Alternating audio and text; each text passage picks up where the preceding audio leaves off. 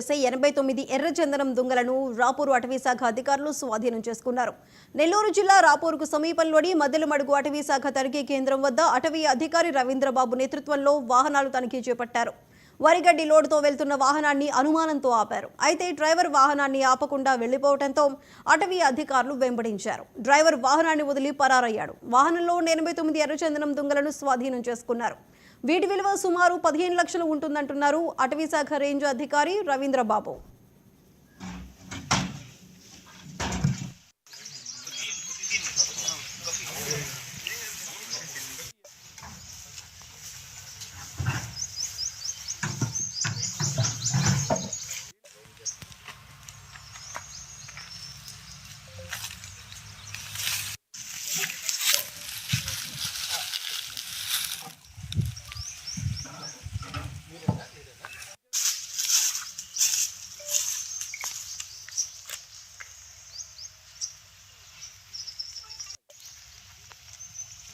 Forest range officer Rapur ఈరోజు జిల్లా అటవీ శాఖ అధికారి సూచనల మేరకు మాకు అందినటువంటి సమాచారంతో రాపూర్ రేంజ్ సిబ్బంది నాకు ఆధ్వర్యంలో మేము మద్దెలమడుగు ఫారెస్ట్ చెక్ పోస్ట్ సమీపంలో నిఘా ఉంచడం జరిగింది.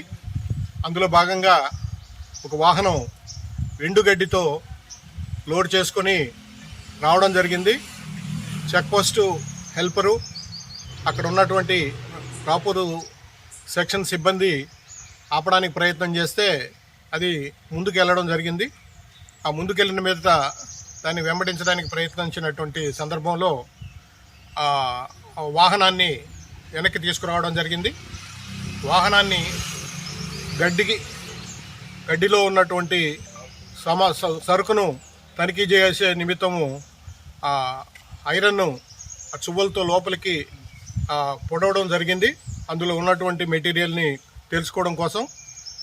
ఈ సందర్భంలో అందులో ఉన్నటువంటి డ్రైవరు చల్లగా జారుకుని పరారవడం జరిగింది. తర్వాత ఆ గడ్డి మోపులతో కప్పబడి ఉన్నటువంటి సరుకును చూడగా అందులో ఎర్రచందనం లోడ్ చేసి ఉండటను గమనించడం జరిగింది. ఫారెస్ట్ రేంజ్ ఆఫీసర్ రాపూరు ఈరోజు